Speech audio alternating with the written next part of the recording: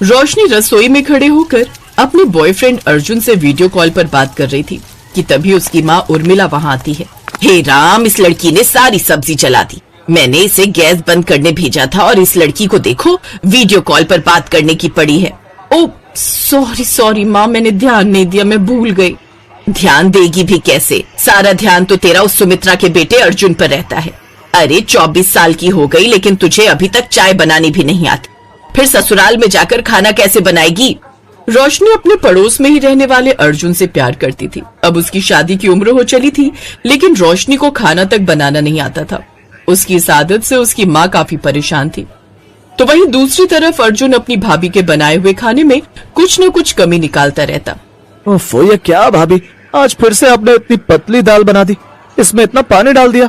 अगर ऐसा ही है ना देवर जी, तो अब ब्याह करके अपने लिए कोई बीवी ले आओ, वही आकर बनाएगी तुम्हारे लिए बढ़िया बढ़िया पकवान। सुमन गुस्से में अंदर चली जाती है। ओफो अर्जुन, तू अपने मुंह पर कंट्रोल नहीं कर पाता ना, बेचारी को बेकार में ही सुना दिया। और ठीक ही कह रही है वो, अगर तुझे अच्छा खाना खाना है ना तो शादी कर ले, मैं तेरे लिए लड़की ढूंढना शुरू कर देती हूँ।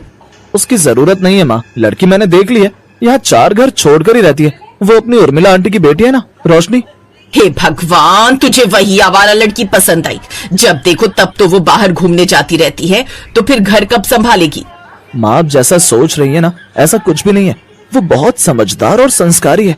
मैं तो कहता हूँ आप मेरी शादी उससे करवा दो, और उससे नहीं करवाओगी तो मैं किसी और से भी नहीं करूंगा। फिर क्या था, सुमित्रा देवी को अपनी बेटी की जिद के आगे झुकना ही पड़ता है और वो रोशनी से उसकी शादी करवा देती है और ब्याह कर रोशनी अपने ससुराल आ जाती है। अगले दिन उसकी पहली रसोई होती है जिसमें उसे हलवा बनाना होता है, तो वो कलाई में दर्द का बहाना बनाकर हलवा अपनी जेठानी से बनवा लेती है। इस तरह उसकी पहली रसोई की रस्म तो निकल जाती है लेकिन अंदर ही अंदर रोशनी घबरा रही थी। हे भगवान, मैं घर का बाकी सारा काम देख लूंगी, बस कोई मुझे खाना बनाने के लिए ना कहे बस। क्रोज उसकी जेठानी। रोशनी चलो जाओ, रसोई में जाकर सबके लिए खाना बनाओ, कुछ ही देर में सब खाने के लिए आते ही होंगे। अच्छा तब तक मैं दूसरे काम निपटा लेती हूँ, किसी चीज की जरूरत होगी तो मुझे बताना। हाँ, चलो इसी बहाने मुझे भी आज रसोई से छुट्टी मिल जाएगी। ये कहकर रोशनी के जेठानी सुमन वहाँ से चली जाती है। रोशनी रसोई में जाती है तो उसे कुछ भी समझ नहीं आ रहा होता। फिर वो घबरा कर अपनी माँ को फोन लगाती है। माँ, मुझे खाना बनाने के लिए बोला गया है, लेकिन तुम तो जानती हो ना मुझे खाना बनाना नहीं आता। तभी तुझे कहती थी सीख ले, लेकिन तू मेरी सुनती कहाँ थी। माँ, मुझे डर लग रहा है और तुम होगी मुझे अभी भी ताने देने में लगी हो। अच्छा चल, अब अपने मगरमच्छ के आंसू बहाना बंद कर। मैं ही कुछ देर में खाना बनाकर तेरे घर के पीछे आती हूँ, तू रसोई की खिड़की से खाना पकड़ लेना। कुछ देर बाद उर्मिला खाना बनाकर ले जाती है और रसोई की खिड़की से रोशनी को पकड़ा देती है। Oh thank you so much माँ, तुसी ग्रेट हो। I love you, I love you, I love you. अच्छा चल, अपना ध्यान रखना, मैं चलती हूँ। कुछ देर बाद रोशनी सबको खाना बनाकर परोसती है तो इतना टेस्टी खाना खाकर उसकी सास उसकी खूब तारीफ करती है। बिल्कुल ठीक कहता था तू अर्जुन, रोशनी बहू तो बहुत अच्छा खाना बना लेती है, नहीं तो बड़ी बहू से तो आज तक इतना अच्छा खाना नहीं बना। बड़े ही अजीब है मेरे ससुराल वाले, जिस थाली में खाते हैं उसी में छेद करते हैं। आज तक इतने सालों से मैं इन्हें बनाकर खिला रही हूँ तो मेरी तारीफ तो एक बार भी नहीं की। ठीक है माँ, अगर ऐसी बात है तो आज से सुबह शाम की रसोई रोशनी संभाल लेगी और खाना वही बना देगी और घर के बाकी काम सुमन देख लेगी। हाँ बिल्कुल सही कहा तूने, वैसे भी अब घर में 2-2 बहुएं हो गई हैं तो वो अच्छे से सब संभाल लेंगी। छोटी बहू तू कल से रसोई संभालेगी और बड़ी बहू तू घर के बाकी सब काम करेगी। अपनी सास का ये फरमान सुनकर तो रोशनी हैरान ही रह जाती है। फिर रात को वो अपने कमरे में बैठकर सारी सच्चाई अपने पति को बता देती है। यही सच है अर्जुन, वो सब खाना तो माँ ने बनाकर भेजा था। सच तो ये मुझे खाना बनाना बिल्कुल भी नहीं आता। अब माँ जी ने रसोई की जिम्मेदारी मुझे सौंप दी, लेकिन मेरी तो ये भी समझ में नहीं आ रहा कि मैं खाना बनाऊंगी कैसे। ओह गॉड रोशनी, ये तुमने क्या किया? अगर तुम्हें खाना बनाना नहीं आता था तो सीधे सीधे कह देती, लेकिन अब इस तरह तो तुमने मेरी बेइज्जती करवा दी। मैंने तो घर में सबसे तुम्हारी इतनी तारीफ कर दी थी, लेकिन अब मैं क्या ही करूं? हाँ आइडिया, मैं माँ को सब सच बता देता हूँ, वो अपने आप तुम्हें खाना बनाना सिखा देंगी। नहीं नहीं नहीं नहीं नहीं, मैं नहीं चाहती कि ऐसा करके आप सारा भांडा फोड़ दो। आप टेंशन मत लो, जब तक मैं खाना बनाना नहीं सीख जाती ना तब तक मैं माँ से खाना मंगवा लिया करूंगी। अब तो ये रोज का ही हो गया। वो रोजाना ही अपने पति को कहकर चुपके से अपनी माँ के घर से खाना मंगवा लेती और सबको बिना कुछ बताए वो खाना परोसती। इस तरह सभी उसके खाने की खूब तारीफ करते। अब तो रोशनी को पका पकाए खाना मिल जाता तो वो सीखने की भी मेहनत नहीं करती। ऊपर से पड़ोस में मायका होने के कारण वो जब मर्जी उठकर वहां चली जाती। ऐसे ही सब चल रहा था। एक रोज घर पर कुछ मेहमान आ जाते हैं तो उसकी जेठानी उससे कहती है, रोशनी मैं जल्दी से बाजार जाकर सब्जी ले आती हूँ, तब तक तुम खाना बना लो। जी ठीक है भाभी। सुमन सब्जियां लेने बाजार चली जाती है। उधर रोशनी लगातार अपनी माँ को फोन करे जा रही थी, लेकिन तबीयत खराब होने के कारण वो सोई हुई होती है और रोशनी का फोन नहीं देख पाती। कुछ देर बाद सुमन बाजार से लौट आती है। क्या बात है रोशनी, तुमने अभी तक खाना नहीं बनाया? रोशनी काफी घबरा जाती है और लड़खड़ाती हुई आवाज में कहती है, वो घर में कुछ सब्जी नहीं थी सिवाय इस करेले के। अब मेहमानों को करेले थोड़ी न खिलाएंगे, इसीलिए मैं आपके आने का मेरा मतलब इस सब्जियों का इंतजार कर रही थी। आप जाइए, मैं खाना बना लूंगी। लेकिन सुमन को उस पर शक होता है और वो वहीं दरवाजे के बाहर खड़े होकर सब देख रही होती है। वो देखती है कि रोशनी लगातार फोन पर फोन मिलाई जा रही थी। कुछ देर बाद उसकी माँ उठा लेती है। अरे यार माँ कहाँ चली गई थी, पता है तब से कितने फोन कर रही थी। अच्छा अब जल्दी से ना कुछ अच्छा खाना बनाकर पकड़ा दो, वो क्या है ना आज घर पर मेहमान आए हुए हैं। अच्छा ठीक है, मुझे थोड़ा टाइम दे, मैं बना कर ले आती हूँ। लेकिन सुमन उनकी ये सारी बातें सुन लेती है। कुछ देर बाद रोशनी की माँ रसोई की खिड़की से उसे खाना पकड़ा कर जाती है। ओह तो ये सारा माजरा है। देवरानी जी अपनी माँ के हाथों का स्वादिष्ट खाना हमें झूठ बोलकर खिलाती रही। अब इसका भांडा तो मुझे फोड़ना ही होगा। उस वक्त तो सुमन किसी से कुछ नहीं कहती, लेकिन अगले दिन वो जानबूझकर अपनी सास को रसोई में बुला कर लाती है। माँ जी आप ना बहुत ही अच्छे राजमा बनाते हो, आप हमें भी वो रेसिपी बता दो ना, आज रात के लिए हम राजमा चावल बनाकर तैयार करते हैं। अच्छा ठीक है, मैं बताती जाती हूँ, तुम बनाती जाओ। ओह नो, अब ये दोनों रसोई में ही खड़ी रहेंगी तो फिर मेरा क्या होगा? अरे छोटी बहू किस सोच में पड़ गई, चल चावल पकाने रख दे एक तरफ। रोशनी घबरा जाती है और फिर वो कुकर की जगह कढ़ाई निकालती है और उसमें कच्चे चावल बिना पानी के ही पकने को रख देती है। अरे ये क्या बहू, अनाड़ियों की तरह क्यों खाना बना रही हो? फिर वो रोने लग जाती है और अपनी सास को सब सच बता देती है। माँ जी मैं तो ये खाना अपने पड़ोस के मायके से अपनी माँ से मंगवाती थी। सच तो ये है कि मुझे बिल्कुल भी खाना बनाना नहीं आता। देखा माँ जी, आप जिसकी इतनी तारीफ करते थे उसे तो ठीक से गैस तक जलाना नहीं आता। इसने अपने पड़ोस के मायके का खूब फायदा उठाया है अपनी माँ से खाना मंगवा कर। और आप हो कि आप तो बस मुझे ही ताने देते रहते थे। अपनी जेठानी की बात सुनकर रोशनी रोने लगती है। तभी उसकी सास अपनी बड़ी बहू से कहती है, तू चुप कर, जब तेरी शादी हुई थी तो तुझे कौन सा खाना बनाना आता था? तूने भी तो बाद में अपने मायके जा जाकर ही धीरे धीरे सीखा था। और रोशनी बहू इसमें रोने वाली कौन सी बात है? आज से मैं तुम दोनों को खाना बनाना सिखाऊंगी। अब सुमित्रा अपनी दोनों बहुओं को खाना बनाना सिखाती है। कुछ ही दिनों में दोनों बहुत अच्छा खाना बनाना सीख जाती हैं।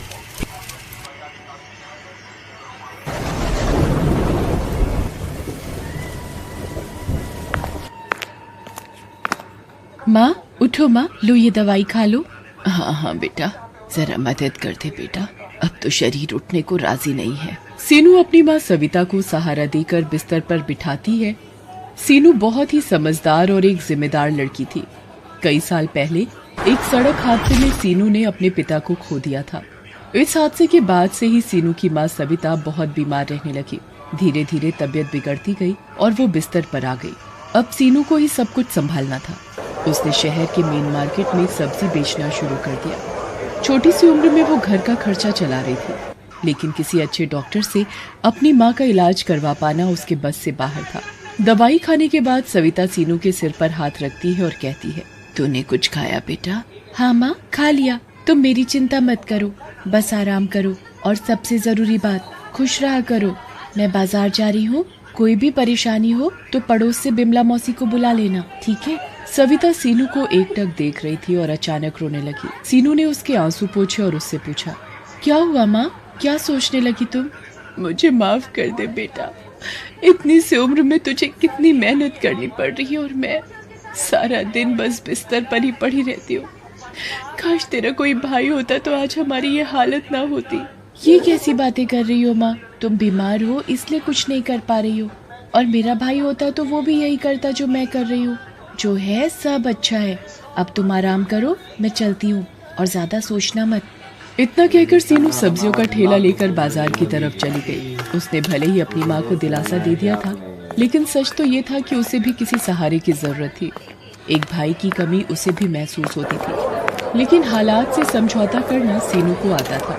वो सब कुछ भूलकर सब्जी बेचने लगी। तभी वहाँ एक बाइक आकर रुकी। बाइक पर करीब 22-23 साल का लड़का था, जो बाइक रोककर किसी से फोन पर बात करने लगा। अरे कैसी बातें कर रहे हो? ऐसा बिल्कुल नहीं होना चाहिए। वो सारा सामान गरीब बच्चों के लिए है, उन तक ही पहुंचना चाहिए। तुम रुको, मैं आता हूँ जल्दी, फिर देखता हूँ। वो लड़का आदित्य था, जो एक सॉफ्टवेयर कंपनी में काम करता था, साथ ही एक समाज सेवी संस्था से भी जुड़ा था। सीनू ने उसे देखा तो उससे बोली, भैया, ओ भैया, कुछ सब्जी भाजी ले जाओ घर के लिए, सबकी सब एकदम ताजी हैं। नहीं गुड़िया, अभी घर नहीं जा रहा हूँ, कहीं और जाना है, फिर कभी ले जाऊंगा। आदित्य की बात सुनकर सीनू का चेहरा उतर जाता है। आदित्य जैसे ही जाने के लिए अपनी बाइक स्टार्ट करता है तो वो स्टार्ट नहीं होती। वो कई बार कोशिश करता है, लेकिन सब बेकार। उसे देर हो रही थी। अब वो परेशान होने लगा। ये देखकर सीनू ने उससे कहा, भैया जी, आपने मुझसे सब्जी नहीं खरीदी ना, तो देखो आपकी फटफटिया भी बुरा मान गई। लेकिन आप चिंता मत करो, आप 2 मिनट रुको, मैं किसी को जानती हूँ जो आपकी मदद कर सकता है। सीनू आदित्य को अपनी सब्जियों के पास छोड़कर चली गई।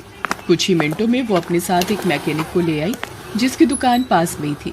उसने आदित्य से कहा, लो भैया, ये हैं गाड़ियों के डॉक्टर, ये सब ठीक कर देंगे। आदित्य सीनू की बात पर मुस्कुरा देता है। मैकेनिक अपने काम पर लग जाता है। आदित्य सीनू से कहता है, गुड़िया, तुम्हारा बहुत बहुत शुक्रिया। तुम मदद ना करती तो पता नहीं कितनी देर लग जाती। वैसे नाम क्या है तुम्हारा, और तुम्हारे पापा कहाँ हैं? मेरा नाम सीनू है, और मेरे बाबा वो तो भगवान जी के पास चले गए कई साल पहले। ओह, और तुम्हारी माँ? और कौन है तुम्हारे घर में? बस माँ और मैं। माँ भी बहुत बीमार है, वो तो बिस्तर से उठ भी नहीं सकती। अरे, तो तुम रोज यहाँ अकेले ही सब्जी बेचती हो? तुम्हारी मदद के लिए कोई नहीं है? नहीं भैया जी, कोई नहीं है मेरी मदद करने को। आप ही कर दो मेरी मदद, कुछ सब्जियाँ खरीद लो। 4 घंटे हो गए यहाँ खड़े खड़े। आज तो बोनी भी मुश्किल लग रही है। रक्षाबंधन आने वाला है, सोचा था सब्जी बेचकर जो पैसे मिलेंगे उनसे खूब सारी राखियां ले आऊंगी, तो उन्हें बेचकर और अच्छी कमाई हो जाएगी। और फिर मैं। फिर क्या? बताओ गुड़िया, क्या करना चाहती हो पैसों से? भैया, मैं अपनी माँ को पहले जैसे चलते फिरते देखना चाहती हूँ। मैंने सोचा था कि अगर थोड़ी कमाई हो जाएगी तो उन्हें अच्छे डॉक्टर के पास लेकर जाऊंगी। इतना कहते ही सीनू रोने लगती है। इतनी कम उम्र में सीनू में इतनी समझदारी देखकर आदित्य दंग रह जाता है। वो मन ही मन सीनू की मदद करने का फैसला कर लेता है।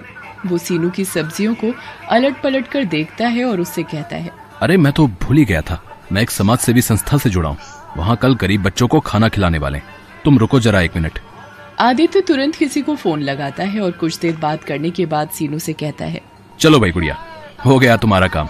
तुम फटाफट पैसे जोड़ो और मुझे बताओ, ठीक है? अभी थोड़ी देर में एक लड़का आएगा और तुम्हारी सारी सब्जियां लेकर जाएगा, ठीक है? अरे वाह भैया, आपका बहुत बहुत शुक्रिया। आपने तो मेरी बहुत बड़ी मदद कर दी। अरे नहीं गुड़िया, सब्जी तो कहीं ना कहीं से खरीदनी ही थी, तो तुमसे ले ली। वैसे अब खुश तो हो ना तुम? बहुत खुश हूँ भैया। अब आप देखना, एक से एक राखी खरीद कर लाऊंगी और उन्हें बेचकर खूब पैसे कमाऊंगी। फिर सब अच्छा हो जाएगा। खुश रहो, खुश रहो। अच्छा ये लो पैसे। लेकिन ये तो मेरी सब्जी के दाम से ज्यादा पैसे हैं भैया। भैया कह रही हो तो मैं भी छोटी बहन समझ के दे रहा हूँ, रख लो। और हाँ, ये लो मेरा फोन नंबर, कोई भी मदद चाहिए हो तो फोन करना, ठीक है? मैकेनिक ने आदित्य की बाइक ठीक कर दी थी। आदित्य सीनू के सिर पर हाथ रखता है और फिर अपनी बाइक लेकर चला जाता है। सीनू काफी देर तक आदित्य के बारे में ही सोचती रही। शाम के वक्त आदित्य की संस्था से एक लड़का आकर सीनू से सारी सब्जी ले जाता है। सीनू बहुत खुश थी। वो सारे पैसों से जाकर नए नए डिजाइन की राखियां खरीद लेती है और उन्हें अपने ठेले में सजाकर रक्षाबंधन से एक दिन पहले बाजार आ जाती है और जोर से चिल्लाती है, राखी ले लो राखी, गुड्डे वाली, फूल वाली, गोटे वाली राखी, सुंदर सुंदर राखी ले लो। सीनू कई घंटों तक ऐसे ही आवाज लगाती रहती है, पर कोई भी उससे राखी नहीं खरीद रहा था। दरअसल कुछ ही दूर राखियों की एक बड़ी सी दुकान थी, जहां सीनू से ज्यादा वैरायटी की राखियां थी। इसीलिए सभी लोग उसी दुकान से राखियां खरीद रहे थे। ये देखकर सीनू फिर से उदास हो गई थी। शाम हो गई पर उसकी एक भी राखी नहीं बिकी। वो अपनी राखियों के साथ घर पहुंची तो उसे उदास देखकर सविता ने पूछा, क्या हुआ सीनू? जाते हुए तो बड़ी खुश थी तू। क्या बताऊं माँ, पूरा दिन धूप में चिल्लाती रही पर किसी ने एक भी राखी नहीं खरीदी मुझसे। सब लोग उस रामलाल की दुकान पर ही जा रहे थे। कल रक्षाबंधन है, अगर कल भी मेरी राखियां नहीं बिकी तो क्या होगा माँ? हिम्मत मत हार बेटी, भगवान किसी को तो भेजेंगे। सीनू ने अपने सारे पैसे राखी खरीदने में लगा दिए थे। अब तो उसके पास बेचने के लिए सब्जियां भी नहीं थी और ना ही वापस सब्जी खरीदने के लिए पैसे। अगले दिन रक्षाबंधन था। वो सुबह सुबह ही अपनी राखियां लेकर बाजार पहुंच गई। एक दो लोगों ने आकर उसकी राखियां देखी जरूर पर खरीदी नहीं। दोपहर हो गई थी। सीनू का सब्र टूटता जा रहा था। तभी उसने सामने से आदित्य को आते देखा। अरे भैया, आप कैसे हो आप? अरे गुड़िया, मैं अच्छा हूँ गुड़िया। तुम्हारी राखियां देखने आया हूँ और खरीदने भी। अच्छा तो लीजिए ना, ये देखिए, इस पर कितना प्यारा गुड्डा लगा है और ये फूल वाली अच्छी है ना? सीनू खुश दिखने की कोशिश तो कर रही थी पर आदित्य उसका चेहरा देखकर सब समझ गया था। उसने आते हुए राखियों की दुकान और उसमें लगी भीड़ भी देख ली थी और उसे समझने में देर नहीं लगी कि सीनू के लिए अपनी राखियां बेच पाना कितना मुश्किल था। उसने सीनू से कहा, गुड़िया तुम बहुत छोटी हो, इतनी सी उम्र में तुम में जो हौसला है उसकी जितनी तारीफ की जाए वो कम है। लेकिन बेटा ऐसे काम नहीं चलेगा, तुम्हें कुछ और सोचना होगा। मतलब भैया मैं कुछ समझी नहीं। आदित्य उसकी तरफ देखकर मुस्कुराता है और अपनी बाइक साइड में लगाकर सीनू की जगह जाकर खड़ा हो जाता है और जोर जोर से चिल्लाने लगता है, ले लो, किस्मत वाली राखी ले लो। इसे खरीदोगे तो किस्मत खुल जाएगी, हर मुश्किल दूर भाग जाएगी। जिस भाई की कलाई पर बंधेगी ये राखी उसकी उम्र 100 साल की हो जाएगी। ले लो। आदित्य की पर्सनैलिटी बहुत अच्छी थी। लोग उसे राखियां बेचते हुए देखकर पहले ही चौंक गए थे। ऊपर से आदित्य का उनको बुलाने का तरीका भी मजेदार था। धीरे धीरे लोग उसके पास आते गए। सीनू उन्हें राखियां बेचती गई और आदित्य इसी तरह मजेदार बातें करके लोगों को आकर्षित करता गया। कुछ ही देर में सीनू की सारी राखियां बिक गई। ये देखकर आदित्य बहुत खुश हुआ। उसने सीनू से कहा, देखा गुड़िया, ऐसे बेचते हैं सामान। सारी राखियां बिक गई तुम्हारी। नहीं भैया, सारी नहीं बिकी, मैंने एक राखी बचा कर रखी है। लेकिन क्यों गुड़िया? अभी तो तुमने एक ग्राहक से कहा कि सारी राखियां बिक गई हैं, उसके लिए नहीं बची। तुमने ये राखी उसे क्यों नहीं दी? क्योंकि ये राखी बेचने के लिए नहीं बल्कि मेरे भैया की कलाई पर सजने के लिए है। मैं जानती हूँ कि मेरी हैसियत बहुत छोटी है। मुझे हमेशा से एक भाई की कमी महसूस होती थी। अगर आपको बुरा ना लगे तो क्या मैं आपको राखी बांध सकती हूँ? क्यों नहीं गुड़िया, मेरी भी कोई बहन नहीं है। और सच कहूँ तो तुम्हें देखकर मुझे भी ऐसा ही लगा कि अगर मेरी कोई छोटी बहन होती तो बिल्कुल तुम्हारे जैसी नटखट होती। इतना कहकर आदित्य अपना हाथ सीनू की तरफ बढ़ा देता है और सीनू उसकी कलाई पर राखी बांध देती है। दोनों बहुत खुश थे। फिर आदित्य अपनी जेब से एक तोहफा निकालकर सीनू को देता है। सीनू चौंक जाती है और कहती है, अरे भैया, ये मेरे लिए? हाँ, तुम्हारे लिए ही है। अब बातें छोड़ो और जल्दी से इसे खोल कर देखो। सीनू जल्दी से अपना तोहफा खोलती है। उसमें शहर के एक बड़े डॉक्टर से अपॉइंटमेंट का पर्चा था। सीनू की आंखों में आंसू आ जाते हैं। वो बस आदित्य को देखती रह जाती है, कुछ नहीं बोल पाती। तुमने जितने दुख झेलने थे झेल लिए मेरी बहन। अब तुम्हारा भाई आ गया है जो सब ठीक कर देगा।